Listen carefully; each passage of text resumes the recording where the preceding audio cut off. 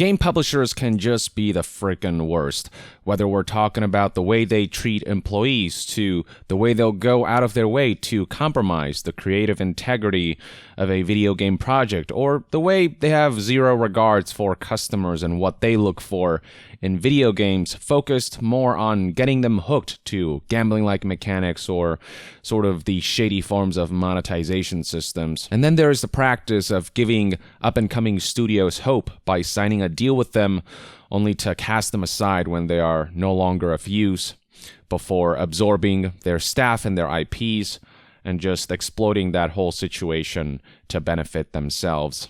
And that's what I want to talk about in this latest video. The following story was relayed by Jason Schreier from Bloomberg, with an article whose headline reads, "Game publisher cancels contract with developer, then tries to poach its entire team." 3 months after losing a deal with Take-Two, Star Theory Games was out of business. So in this case, Take-Two is the scummy publisher, and Star Theory Games was the indie dev that was afflicted by a publisher who flat out took advantage of them before putting them out of business. The first few paragraphs of this article will tell you everything you need to know. It reads right here. One Friday evening last December, employees of game designer Star Theory Games each received the same unusual recruitment message over LinkedIn.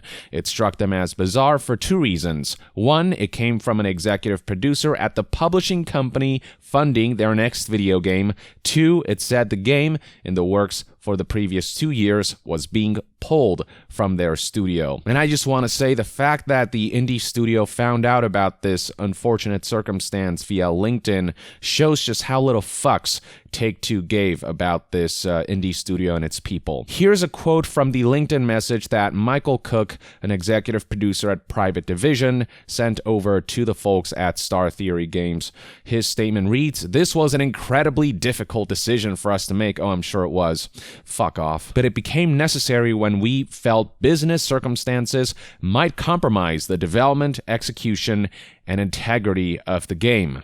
To that end, we encourage you to apply for a position with us." So the justification they provide for screwing over Star Theory Games is business circumstances, right before they tell people to move over to Take-Two and work with them instead. The article continues, "Normally, an announcement like this would be delivered in a company-wide meeting or an email from Star Theory's leadership team.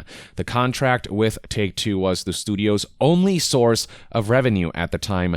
Without it, the independent studio was in serious trouble. No doubt Take-Two knew this before they made their decision, but they ultimately didn't care." And then the article adds how the LinkedIn message went on to say that Take-Two was setting up a new studio to keep working on the same game Star Theory had been developing, a sequel to the cult classic Kerbal Space Program.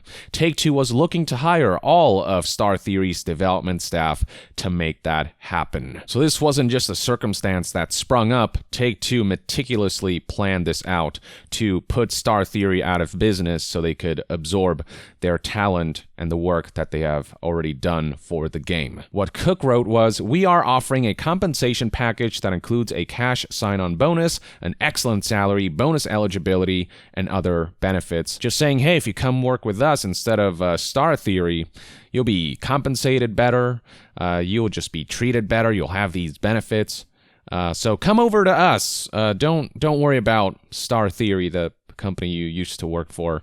We've gotten rid of those guys." And you can imagine that the founders of Star Theory, Bob Berry and Jonathan Maver, they were taken aback by this and not happy at all. It reads right here, "When employees returned to the office on Monday, Star Theory founders Bob Berry and Jonathan Maver convened an all-hands meeting. The two men had been in discussions about selling their company to Take-Two, but were dissatisfied with the terms. They explained the game's cancellation was a shock, but the founders assured staff that Star Theory still had money in the bank and could try to sign other deals," according to 5 people who attended the meeting and asked not to be identified, citing the risk of litigation. Berry and ever encouraged employees to stick together and stay at the company. So it would seem as though Star Theory was considering selling their studio off to Take-Two, but with the terms of the deal being dissatisfactory, Take-Two decided to take matters into their own hands, setting things up in such a way that they could oust Star Theory and put them in a financially untenable position where the developers already at Star Theory would have no choice but to jump ship over to Take-Two if they didn't wish to risk losing their jobs. And just like that, following weeks of chaos, as one employee described, Take-Two hired more than a third of Star Theory staff, including the studio head and creative director. By March, as the coronavirus pandemic choked the global economy, any hope of saving the business appeared to be lost, and Star Theory closed its doors. So to make a bad situation that Take-Two meticulously set up worse, the pandemic could not have come at a worse time, which caused an economic disruption around the world. In conjunction with the circumstance that Take-Two put Star Theory in, the studio had no choice but to shut down. The way this article framed the whole situation was, even by the cutthroat standards of the video game business, Take-Two's tactics were extreme. Naturally, the folks over at Take-Two are striving to frame this as a positive thing, with Brian Rowdy, a spokesperson for Private Division,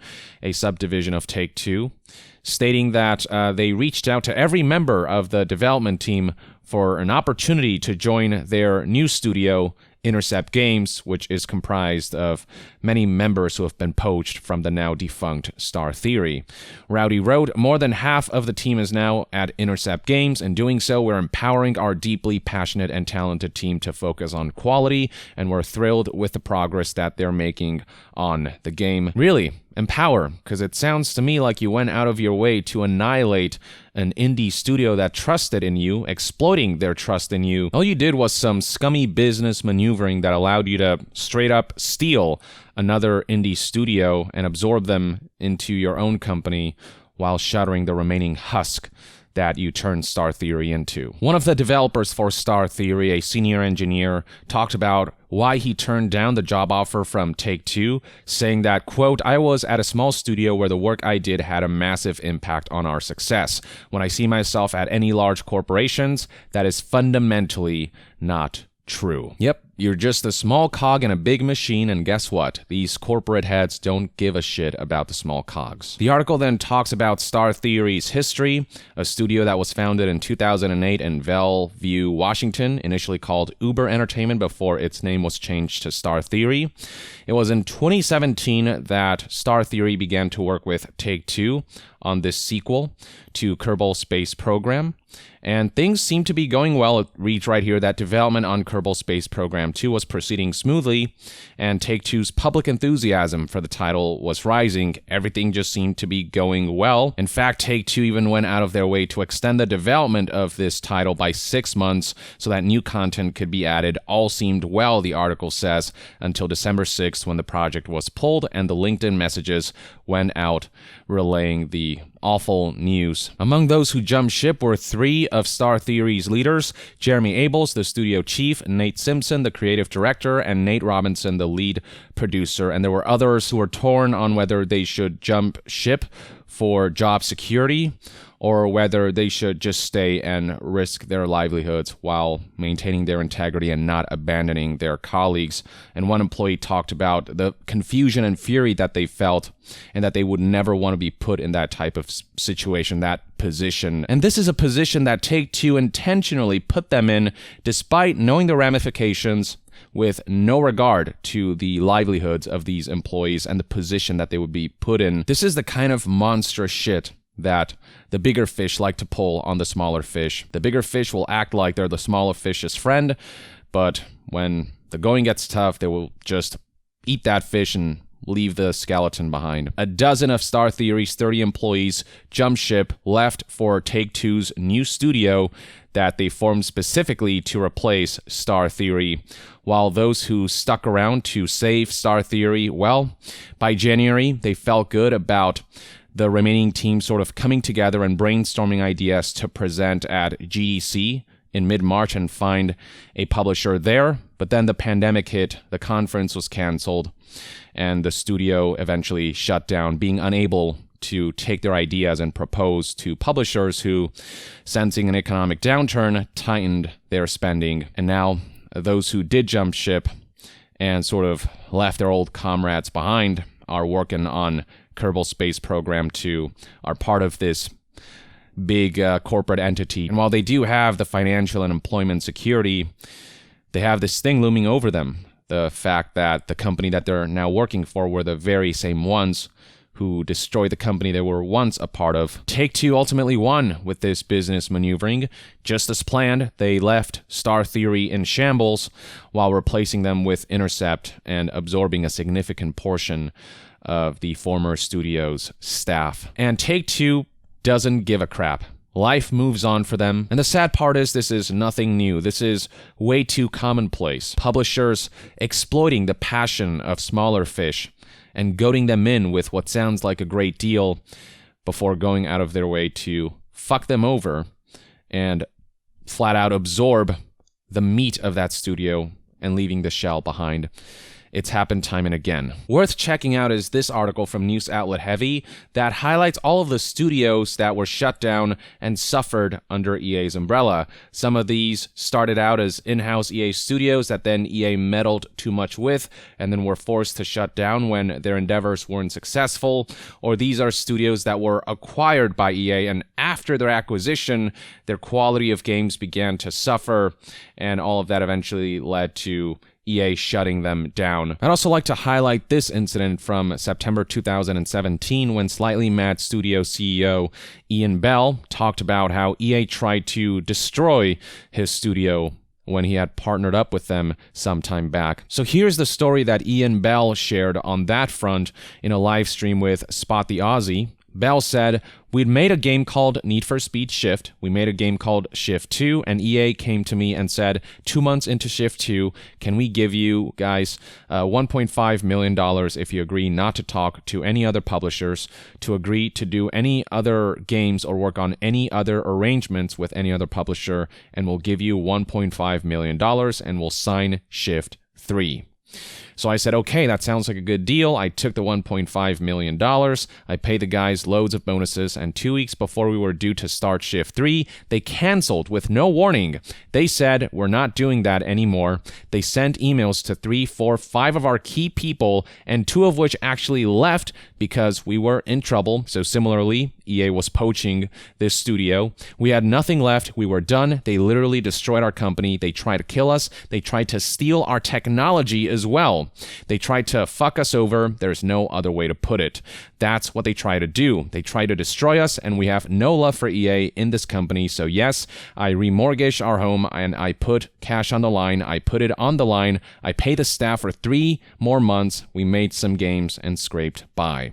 Those guys are assholes. Speaking of EA, of course, we have no respect for EA. I'll never do a deal with them again. No respect for them. They're horrible human beings. They're corporate monsters. And then right down here, we have one last quote that reads, they had a clause in the contract that they would own the technology, and I wrote a clause to say you can own all the technology except for the third-party technology such as things like Fmod. That's a separate company. You can't own that. So before I signed the deal with them, I moved all of our technology into a separate company called Middleware Limited. I didn't tell EA, so when they came to try to steal our tech later, I said, no, that's a third-party owned tech. That all belongs to Middleware Limited, which I owned 100%. You own nothing, EA. That's not your tech. That's third-party owned tech. So Slightly Mad Studios found itself in a similar situation as Star Theory Games. They barely managed to survive EA's attempted sabotage, but the same couldn't be said for Star Theory Games, who fell victim to Take-Two sabotage, con, and scam. And when Star Theory Games tried to get back on their feet,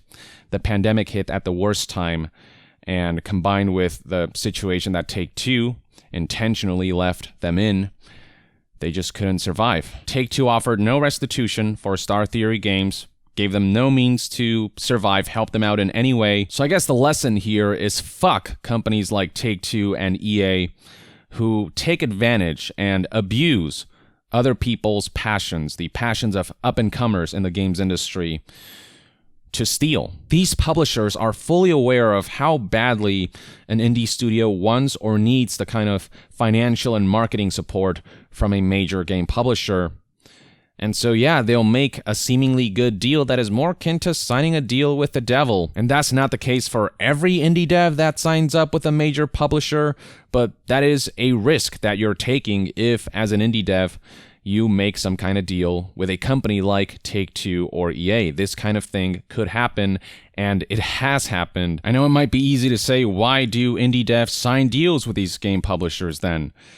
Because they feel like they have no other choice, because they're financially constrained, because they want to make it big, and they feel like the marketing from these game publishers is necessary. Let this serve as a reminder that whenever you feel the urge to defend companies like Take-Two and EA, whenever you start feeling a semblance of sympathy for them, keep in mind that at the heads of these companies are people who would do crap like this, who would destroy other people's lives because they saw something shiny and they decided to take it for their own benefit at the expense of a smaller business. And they will take that shiny thing, they will corrupt it, and they will exploit it and milk it for everything it's worth. Take-Two and EA and similar companies, the only thing they're truly loyal to is profit. For the sake of profit, they will do anything. They will pull any sort of con to see those numbers grow.